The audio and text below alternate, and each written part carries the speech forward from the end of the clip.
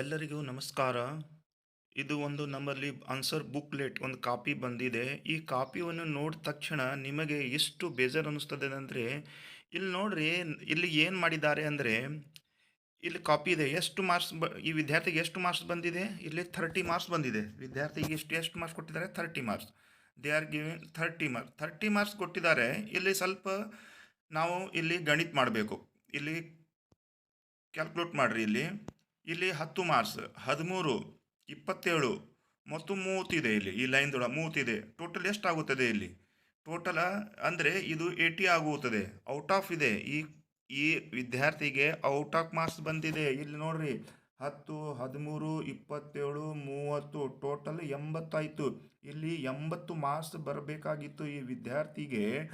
ಇಲ್ಲಿ ಈ ಇವ್ಯಾಲ್ಯೂಟರ್ ಏನು ಮಾಡಿದ್ದಾರೆ ಅಂದರೆ, ಆ ವಿದ್ಯಾರ್ಥಿಗೆ 30 ಮಾರ್ಕ್ಸ್ ಕೊಟ್ಟಿದ್ದಾರೆ. ಅಂದರೆ ಇದು ಯಾವ ರೀತಿಲಿಂದ ಚೆಕ್ ಮಾಡಿದ್ದಾರೆ, ಯಾವ ಪ್ರಕಾರದ ಇವ್ಯಾಲ್ಯೂಟರ್ನ ಇಷ್ಟು ದೊಡ್ಡ ತಪ್ಪು ಹೇಗಾಗುತ್ತದೆ, ಮತ್ತು ಇವ್ಯಾಲ್ಯೂಟರ್ ಮೇಲೆ ಒಂದು DC ಇರ್ತದೆ, ಅವ್ರದ್ದು ಏನು ಕೆಲಸ ಇತ್ತು? ಇದು ಏನಾದರೂ ಆಗಲಿ, ಏನು ಈ ವಿದ್ಯಾರ್ಥಿಗಳಿಗೆ ನೀವು ಜಸ್ಟಿಸ್ ಕೊಟ್ಟಿರಿ. ಈಗ ಒಂದು ವೇಳೆ ಸಡನ್ಲಿವಾಗಿ ಈ ವಿದ್ಯಾರ್ಥಿಗೆ ತನ್ನ ರಿಸಲ್ಟ್ ನೋಡಿದ ತಕ್ಷಣ ಅವ್ರಿಗೆ ಆ ವಿದ್ಯಾರ್ಥಿ ಮೇಲೆ ಏನು ಅವ್ರ ಕಂಡೀಷನ್ ಹೇಗೆ ಆಗಿರಬಹುದು, ಇವೆಲ್ಲವನ್ನು ಈ ವ್ಯಾಲ್ಯೂಟರ್ ಮತ್ತು DCಗಳು ಅರ್ಥ ಮಾಡಿದ್ದಾರೆ.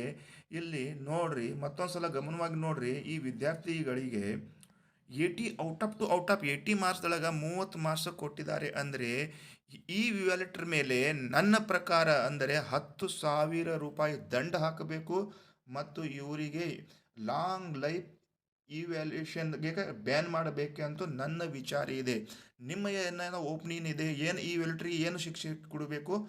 ನಿಮ್ಮದು ಏನು ಒಪಿನಿಯನ್ ಇದೆ ಅಂದರೆ ತಾವು ಕಾಮೆಂಟ್ಸ್ ಬಾಕ್ಸಲ್ಲಿ ನಿಮ್ಮ ಒಪಿನಿಯನ್ನ ಹೇಳಬೇಕೆಂದು ತಮ್ಮಲ್ಲಿ ಕೇಳಿಕೊಳ್ಳುತ್ತೇನೆ ಎಂದು ಹೇಳುತ್ತಾ, ಈ ವಿಚಿತ್ರವಾದ ಒಂದು ಆನ್ಸರ್ ಶೀಟ್ ನಮ್ಮಲ್ಲಿ ಬಂದಿತ್ತು. ಮತ್ತು ನೆಕ್ಸ್ಟ್ ಏನಾದರೂ ಇದೆ ಅಪ್ಡೇಟ್ ಇದ್ದರೆ ನಾನು ನಿಮ್ಮ ಮುಂದೆ ಶೇರ್ ಮಾಡ್ಲಿಕ್ಕೆ ಇಷ್ಟಪಡ್ತೇನೆ ಅಂತ ಹೇಳುತ್ತಾ ಎಲ್ಲರಿಗೂ ನಮಸ್ಕಾರ.